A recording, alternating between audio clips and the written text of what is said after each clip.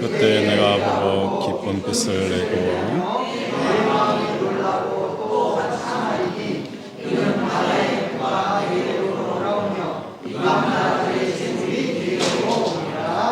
아멘.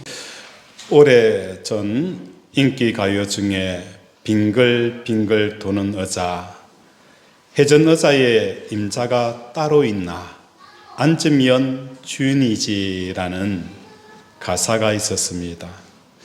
그 당시에 회전 의자는 사장님의 의자가 회전 의자였습니다.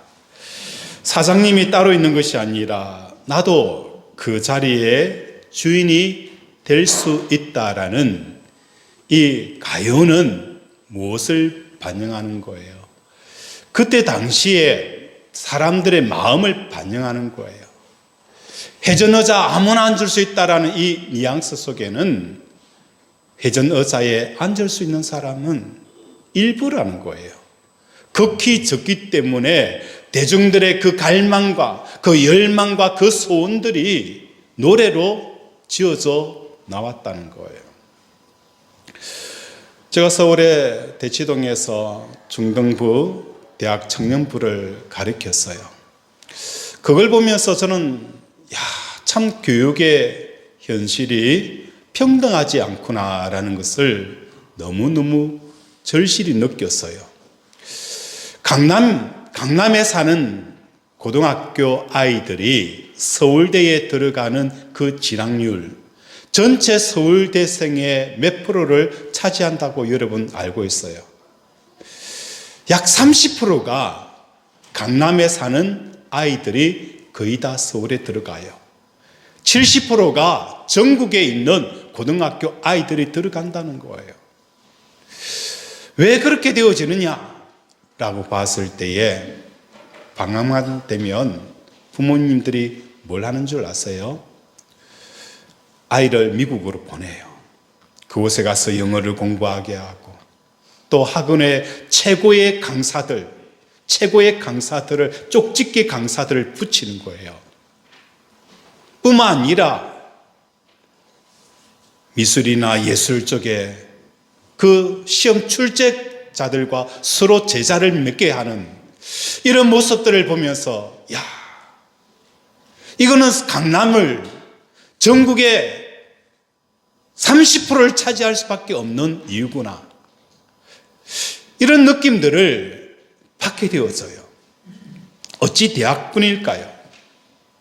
오늘 우리가 살아가는 이 삶의 현장, 그때 당시도 회전의자에 앉는 사람은 아무나 앉으면 된다라는 그 갈망은 아무나 앉을 수 없다라는 그 깊은 정서에서 나왔다는 거예요. 오늘도 마찬가지입니다. 회전의자에 아무나 앉을 수 없는 현실. 그러나 오늘 본문은 이러한 회전의자에 앉을 수 있는 그 삶을 살 수 있다라고 우리에게 말씀을 하고 있어요. 눈에 띄는 부분을 찾아보면 4절, 무리가 다 모여 내게로 오느니라. 무리들이 모여서 누구에게 오는 거예요? 나에게 온다는 거예요. 5절에 보면 바다의 부가 내게로 돌아오며 이방 나라의 재물이 내게로 옴이라. 10절에 보면은 이방인들이 내 성벽을 쌓을 것이요 왕들이 너를 섬길 것이라. 11절에 보면 사람들이 내게로 이방 나라들의 재물을 가져오며 그들의 왕들을 포로로 이끌어 옵니다. 12절에 보면 너를 섬기지 아니하는 백성과 나라는 파멸하리니 너를 섬기지 아니한 나라는 그 나라와 백성은 파멸하게 되어질 것이다 라고 말씀합니다. 14절에 보면 너를 괴롭히던 자의 자손이 몸을 굽혀 내게 나오며 너를 멸시하던 모든 자가 내 발 아래에 엎드리리라. 읽다 보면 우리는 뭐 하는 거예요? 웃음이 저절로 나오는 거예요. 나를 중심으로 한 말씀이 전개되어져 가고 삶이 펼쳐져 가는 것을 보면서 우리는 그냥 웃음이 나오는 거예요. 이런 삶을 살 수 있는 길은 다른 게 아니었어요. 이사야 60장 앞절 59장에서는 가까이 존재하시는 하나님을 붙잡아야 된다라고 말씀하는 거예요. 우리와 가까이 계시는 그 하나님을 붙잡아라라고 이사야 59장에서는 계속 우리에게 말씀을 하고 있다는 거예요. 하나님을 붙잡지 않으면, 하나님께 가까이 가지 않으면 이것이 재고 제약이다라고 표현을 합니다. 우리가 출퇴근 시간이 되어지면 전철에서 모르는 사람들과 몸이 밀착합니다. 푸시맨이 뭐 하는 거예요? 문이 열리면 사람들이 들어가지 못할 만큼 눌러요. 밀어붙여요. 그러면 전혀 모르는 사람과 몸이 밀착하게 되어져요. 몸이 밀착하였다고 하여서 마음이 밀착하는 것 아니잖아요. 하나님의 관계도 마찬가지예요. 우리가 성전에 와서 성전에 오면 하나님과 가까이 갈 수 있을까? 그보다도 더 중요한 것은 우리의 마음이 하나님을 사랑하고 가까이 하려고 하는 이 몸부림들이 있기를 주님의 이름으로 축원을 드립니다. 저는 늘 이런 이야기를 합니다. 왜 우리가 하나님을 만나지 못할까? 왜 우리가 하나님의 음성을 듣지 못할까? 왜 우리가 하나님의 인도하심을 받지 못할까? 다른 거 아닙니다. 내가 돈 벌려고 하는 그 10분의 1만 하나님을 벌려고 하면 우리 하나님은 만나주십니다. 두드려라. 그러면 열릴 것이요. 찾아라. 그러면 찾을 것이요. 우리 하나님은 멀리 숨어 계시는 분이 아니에요. 언제든지 우리를 기다리고 계시는 거예요. 내가 주여라고 부르기만 하면 그래 내가 달려갈게. 그렇게 준비되어져 있는 분이 우리 하나님이세요. 그런데 우리는 하나님을 부르지 않는다는 거예요. 우리가 돈을 버리고 하는 것처럼 하나님을 버리고 하는 10분의 1만 버리고 한다면 우리는 우리의 인생이 달라질 거예요. 우리의 인생이 완전히 다른 새로운 인생의 삶을 살아가게 되어질 것입니다.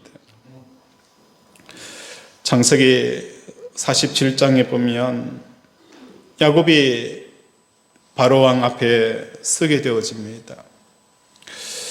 바로가 야곱에게 묻되 내 나이가 얼만큼 되느냐? 야곱은 바로 앞에 이렇게 고백합니다. 내 나그네 길의 세월이 130년이라. 내 나이가 얼마 못되니 우리 조상의 나그네 길의 연주에 미치지 못하나 험악한 세월을 보내온 나이다 라고 표현하는 거예요. 바로 입장에 봤을 때는 나이가 너무 들어 보여요. 요셉의 나이를 따져보고 하면은 그렇게 많은 나이가 아닌 것 같은데 나이가 너무 들어요. 왜 그렇게 인생에 험하게 살아졌느냐? 내 인생이 왜 그렇게 험하게 되어졌느냐? 그에 비해서 시편 23편을 지은 다윗은 이렇게 고백합니다. 여호와는 나의 목자시니 내가 부족함이 없으리로다. 어찌 보면 야곱보다도 더 험한 인생을 살았던 사람이 누구냐? 다윗이었어요. 아들이 자기를 배반하여서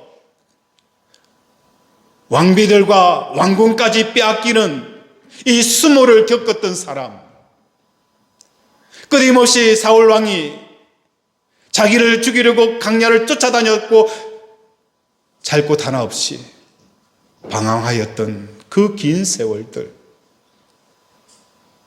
험악한 인생을 살아온 사람은 야곱이 아니라 다윗이었어요. 그러나 다윗은 나는 부족함이 없다라고 표현을 하는 거예요. 다윗은 왜 이런 삶을 살 수가 있었을까? 그것은 하나님을 피하지 않았다는 거예요. 하나님을 피하는 죄악들이 야곱이나 우리 속에 있다는 거예요.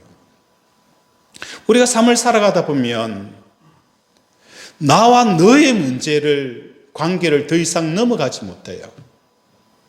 이 문제는 너와 나의 문제다.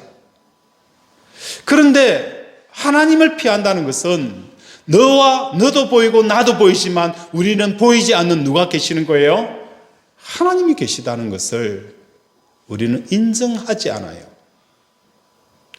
하나님이 계시다는 것을 인정하지 않는다는 거예요. 화가 나면 화난 대로 다 상대방 편을 향하여서 우리는 쏟아내요. 하나님의 살아계심에 대한 그 존재를 전혀 느끼지 못하면서 살아간다는 거예요. 장인 장모가 같이 사는 집안에 아내와 남편이 목소리를 높여서 싸워요. 네가 잘했니? 내가 잘했니? 그때 장인 어른이 들어와서 싸우고 있는 그 사위와 딸을 보며 뭐라고 이야기하는 거예요? 이 집안에 어른이 없냐? 이 집안에 어른이 없냐고 호통을 친다는 거예요. 오늘 우리의 인생에 나와 너만 존재할 뿐이지 그 사이에 보이지 않는 하나님은 전혀 인식하지 못하는 이 삶들이 우리 속에 일어나는 거예요. 이 사건이 그냥 이루어진 것 같아요. 그렇지 않잖아요.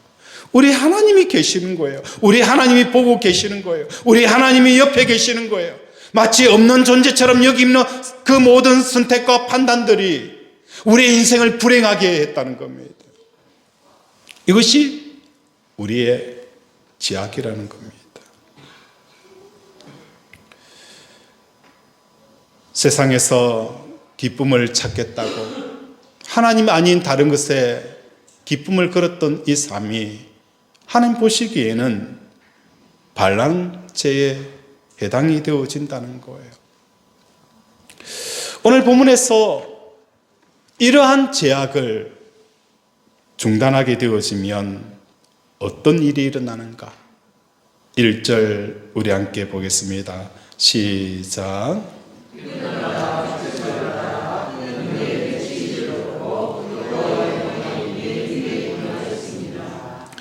일어나라, 빛을 발하라.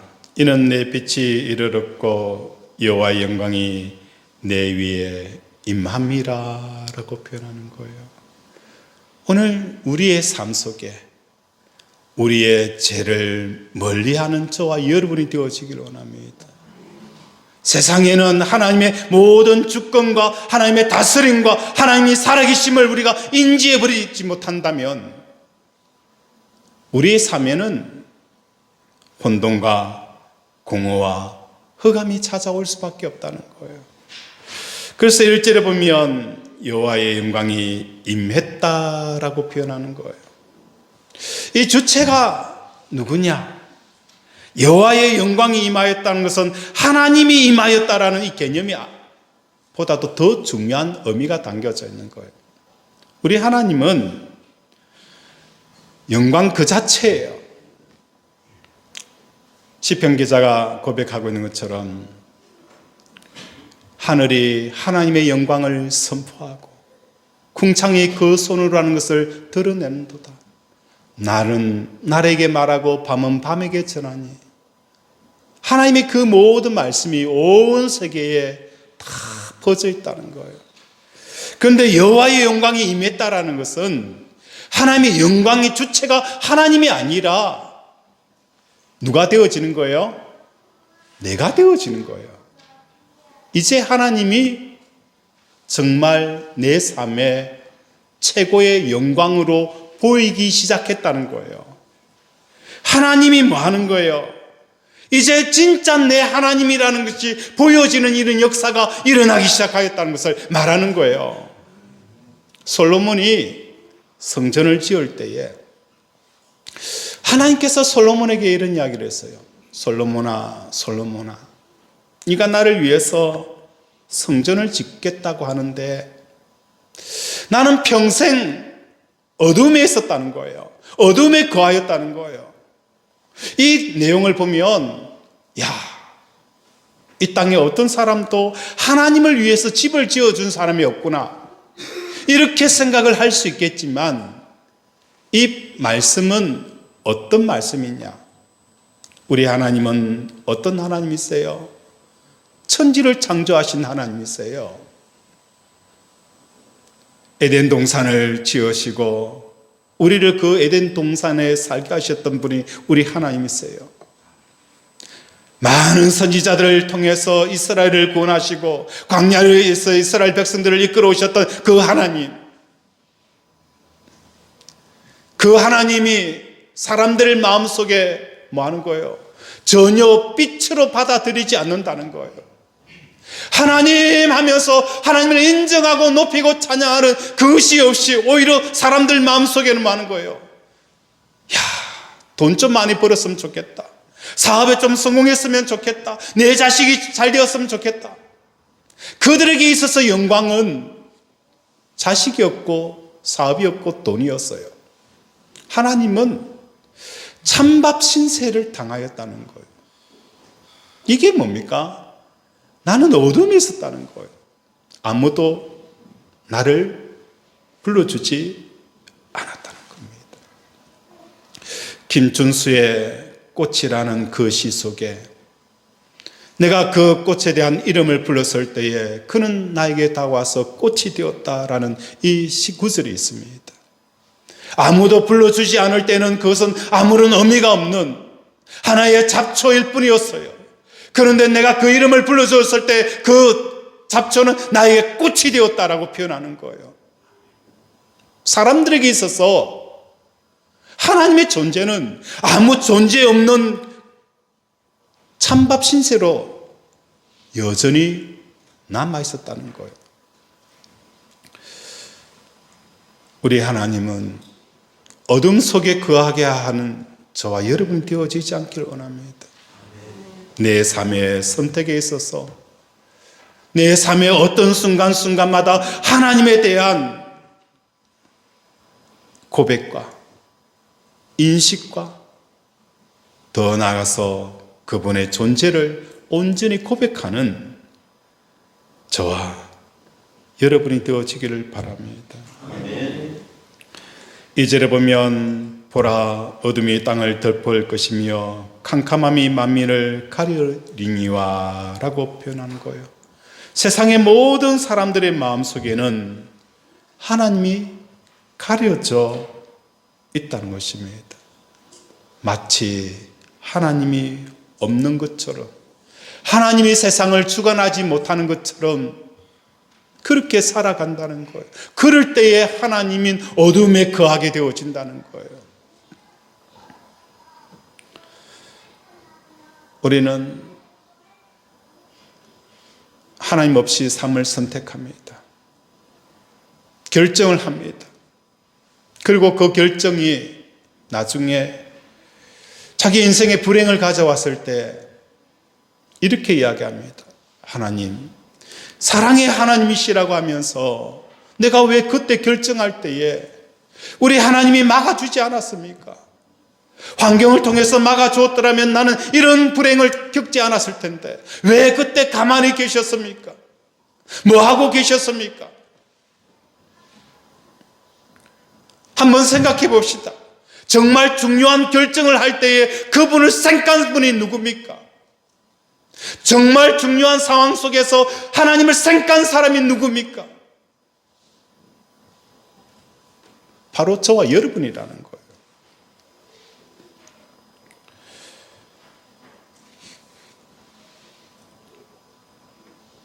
여호와의 영광이 임했다.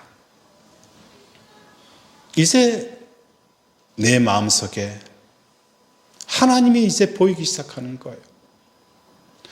하나님이 보이기 시작하고 많은 사람들이 어둠에 있더라 할지라도 나는 하나님이 정말 살아계신 분이고 내 생사를 주관하시는 분이고 나의 모든 결정권들은 그분 앞에서 결정하기를 원하는 이 삶을 살아갈 때에 어떤 역사가 일어납니까? 20절에 보면 다시는 내 해가 지지 아니하며 내 달이 물러가지 아니할 것은 여호와가 내 영원한 빛이 되고 내 슬픔의 날이 끝날 것이라.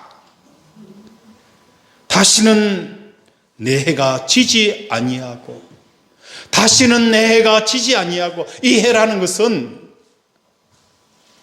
발광체예요. 발광체이기 때문에 상황이 어떠하든지 형편이 어떠하든지 내 속에는 뭐 하는 거예요? 이 기쁨과 만족과 행복을 끄트릴 것이 없는 이 상태가 되어지는 것을 말씀하고 있는 거예요. 요한계시록 12장 1절에 보면 교회의 특징을 설명합니다. 해를 옷 입은 한 여자가 라고 표현되어서 있어요. 해를 옷 입었다라는 이 한 여자라는 것은 교회를 말하고 성도를 말씀하고 있어요. 해를 옷 입었다는 것은 다시 말해서 어떤 상황과 형편이 되더라도 기쁨을 빼앗기지 않는 사람. 그래서 성경은 우리에게 이렇게 말씀합니다. 항상 기뻐하고 범사에 감사하고 쉬지 말고 기도하라. 이것이 하나님의 뜻이라는 거예요. 우리 인생에 풍랑이 치더라도 그 풍랑이 하나님으로 말미암아 왔다라고 생각하면 우리는 뭐 하는 거예요? 감사가 되어지는 거예요. 기대가 되어진다는 거예요. 우리 인생의 파도가 칠 때에도 이것이 그냥 우연히 일어난 것이 아니고 어떤 가진 자들에 의해서 행보도 아니고 하나님께서 역사하고 있다라고 생각하면 뭐가 되어지는 거예요? 감사가 되어지는 거예요. 요셉이 사랑하는 형들이 자기를 팔아버렸어요. 그때의 요셉의 마음에는 형들이 나를 판 것은 뭐 하기 위해서라는 거예요? 하나님께서 나를 애굽 땅에 보내어서 우리 가족을 구원하기 위해서라는 이 영적인 눈이 뜨여진 거예요. 그러니까 뭡니까? 형들이 판 것에 대해서 감사하고 기뻐하고 원수 갚지 아니하고 용서할 수 있는 이 마음이 열렸다는 거예요. 성도들에게 영적인 눈들이 열리기를 주님의 이름으로 축원을 드립니다. 여러분의 삶 속에서 나를 판 형들이 있다 할지라도 왜 형들이 나를 팔았는지에 대한 영적인 눈들이 열릴 때에 그 형들이 오히려 뭐가 되어지는 거예요? 감사가 되어지는 거예요. 그런데 우리는 뭡니까? 나를 팔은 형들에 대한 분노와 미움과 언제 내가 그것을 대갚아 줄까? 이 마음으로 평생 어둠 속에 살아가는 거예요. 요한복음 8장 12절에 보면 나는 세상의 빛이니 나를 따르는 자는 어둠에 다니지 아니하고. 오늘 여러분들의 마음이 어둡습니까? 환경이 그랬어요? 내 옆에 원수들이 너무 많았어요? 나를 도와줄 수 있는 사람들이 없었어요? 아닙니다. 단 한 가지 이유. 나는 빛 대신 예수님을 따르지 않기 때문이에요. 내 마음이 어둡습니까? 혼돈되어져 있습니까? 흑암이 깊어 있습니까? 남편 때문도 아니에요. 아내 때문도 아니에요. 김집사 때문도 아니고요. 내가 빛 대신 주님을 따르지 않기 때문에 어둠이라는 거예요. 스테판 집사님이 돌에 맞아 죽을 때에 무엇을 보았습니까? 천국의 빛을 본 거예요. 천국의 빛을 보는 순간, 죽는 순간에도 육체에 가해지는 그 아픔과 고통과 멸시와 분노의 눈길마저도 뭐하는 거예요? 용서할 수 있는 마음이 되어졌다는 겁니다. 천지가 무너지더라도 마음에 빛이 있으면 원수마저도 용서가 되어지는데, 마음에 빛이 없으면 자식마저도 원수가 되어지는 거예요.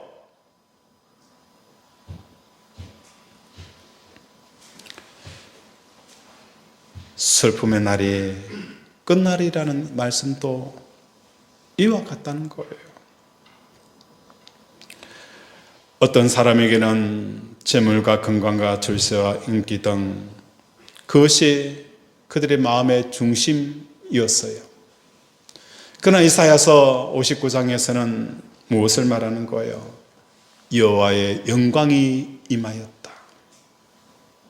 오늘 우리의 삶 속에 가장 빛나는 것은 성공도 아니고 자식이 잘 되는 것도 아니고 내가 건강한 것도 아니라 여호와의 영광이 내게 임하는 역사가 일어나기를 원합니다.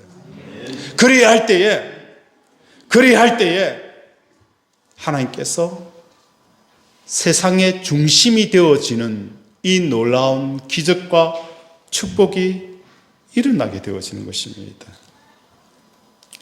가짜 빛을 바라보고 사노라니 365일 중에 밝은 기분으로 살 수 있는 날이 고작 몇천이나 되었습니까? 우리 인생을 돌아보면서 내가 언제 크게 한번 웃은 적이 몇 번이나 있습니까? 야곱처럼 험악한 인생을 살았다고. 그러나 오늘 성경에 여호와의 영광이 내게 임하게 되어질 때에 너에게 슬픔이 떠나가리라.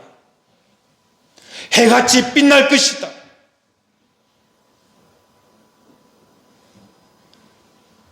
말씀을 하고 있는 것입니다.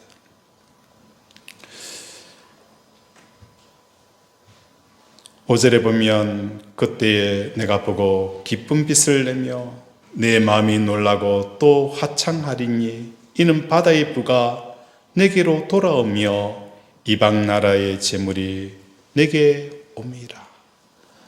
여호와의 영광이 내게 임하는 그 상태가 되어지면 바다의 모든 부가 많은 거예요. 다 내게 올 것이다 라고 성경은 우리에게 말씀을 하고 있습니다. 이러한 복을 받아 누리는 저와 여러분이 되어지기를 주님의 이름으로 축원을 드립니다. 아멘. 우리 10절 함께 읽겠습니다. 시작.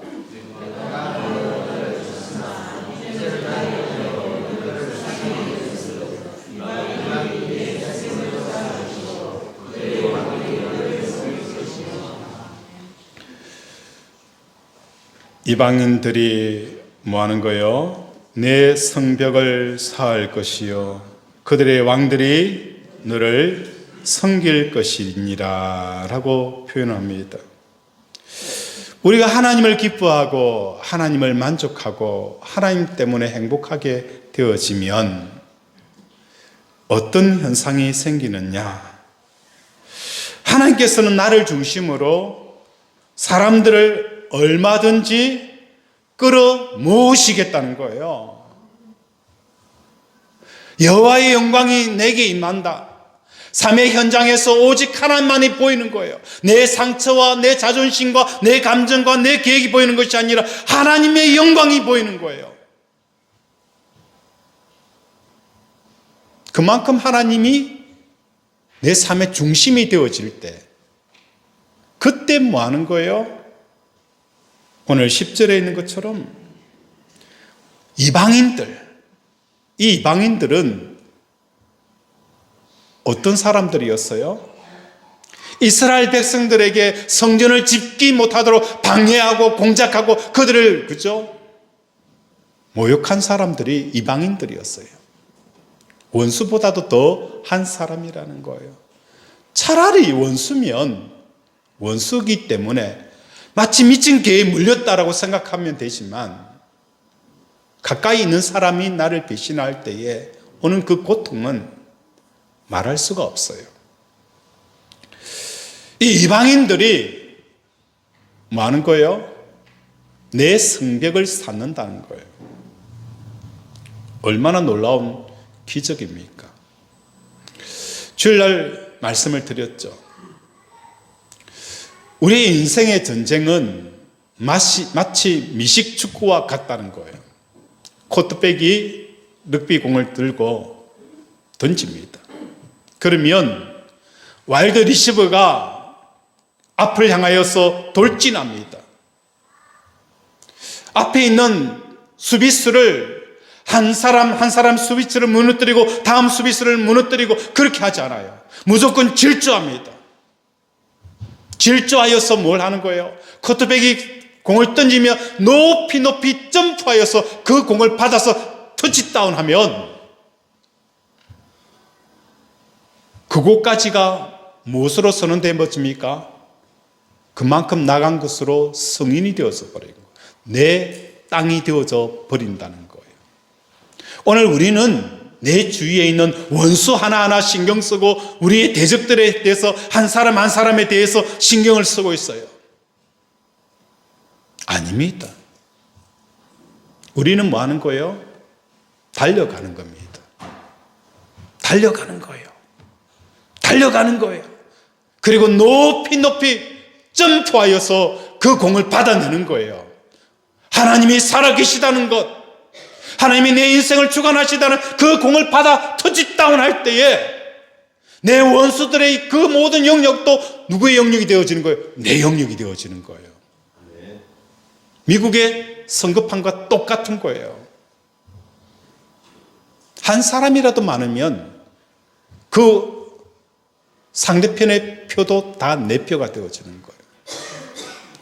저는 이것을 참 많이 경험을 했어요.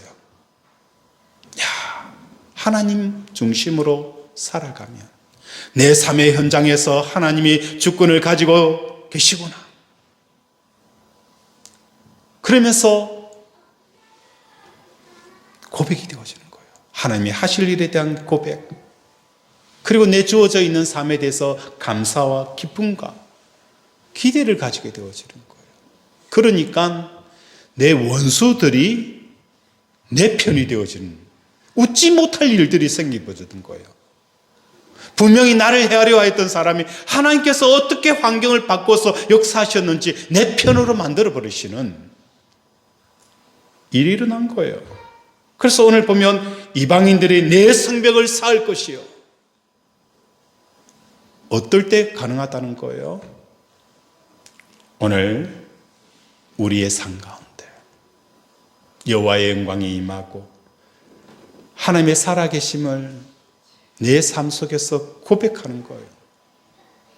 그 높이 점프하기 위해서는 우리에게 점프하지 못하도록 하는 것들이 너무 많이 있어요.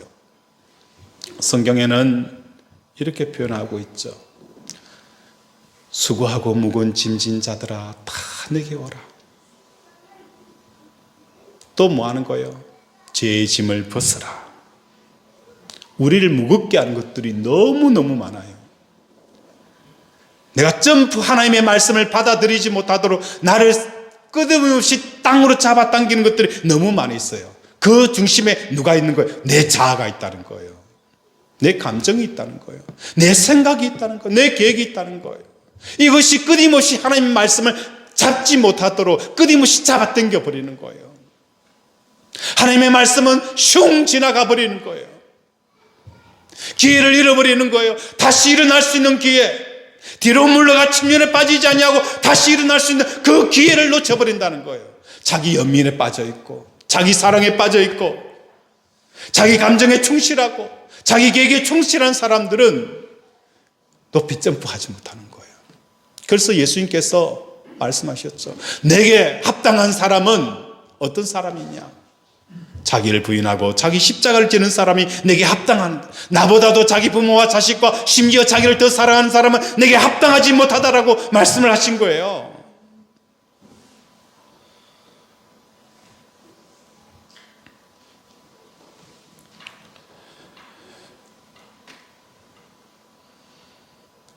한 번도 가보지 못한 2025년,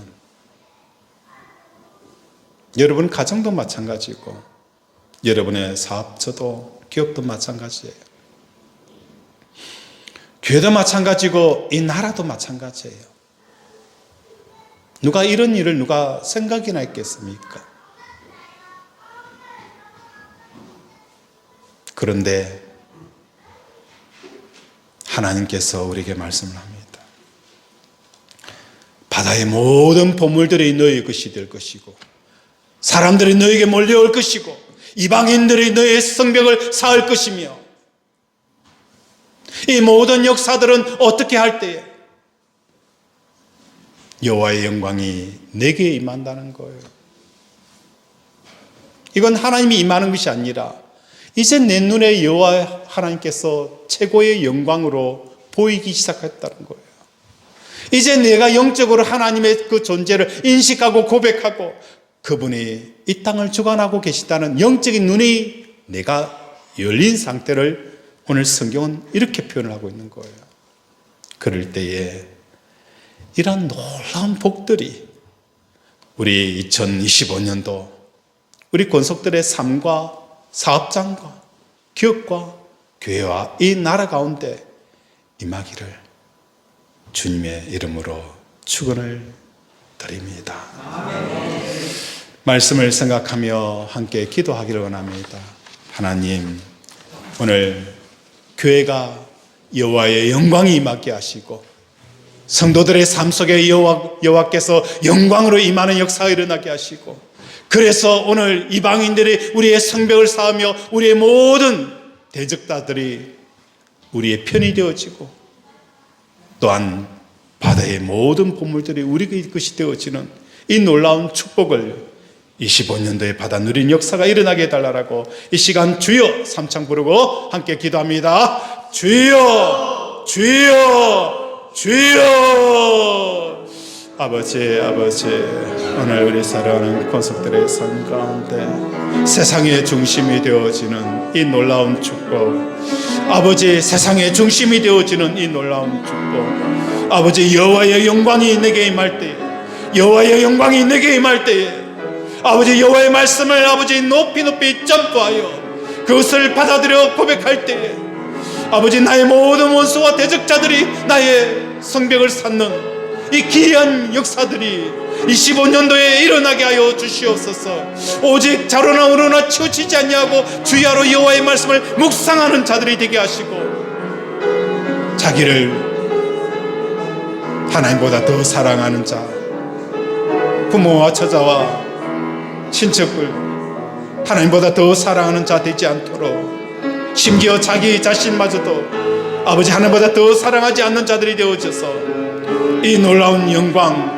세상의 중심이 되어지는 이 영광, 아버지 귀한 이 기적의 역사들이 우리 권속들의 삶 속에, 가정과 직장과 경영의 터 속에 일어나는 역사가 있게 하여 주시옵소서. 아버지 축복합니다. 하나님, 세상의 중심이 된다는 것은 가진 자들만이 가능한 세상이었는데, 이제 우리 성도들에게 세상의 중심이 되어지는 이 도전을 주셨습니다. 여호와의 영광이 임하는 이 고백, 이제 하나님이 세상의 주인이십니다. 나는 항상 기뻐하고 범사에 감사하고 쉬지 말고 기도하는 이 삶들을 통하여 세상의 중심의 축복을 받는 우리 권속들 되게 도와 주시옵소서. 우리의 아픈 곳에 믿음으로 손을 얹습니다. 그가 찔림은 우리의 허물 때문이요, 그가 상함은 우리의 죄악 때문이라. 그가 징계를 받음으로 우리는 평화를 누리고 그가 채찍에 맞음으로 우리는 나음을 받았도다. 내 영혼에 죄 사함 받은 것처럼 나의 육신의 모든 허물같이도 사함 받았음을 예수 그리스도의 이름으로 선포하노라. 안덩어리는 녹아내릴지어다. 관절염, 내부종, 우울증, 조울증, 갱년기, 부인 불면증, 또 뒤로 물과 침륜에 빠지게 하는 더러운 귀신들의 그 모든 계계들은 예수 이름으로 깨끗하게 치유되어지고 결박당하고 회복될지어다. 오늘도 우리를 치료하여 주심을 감사드리오며 예수 이름으로 기도드립니다. 아멘.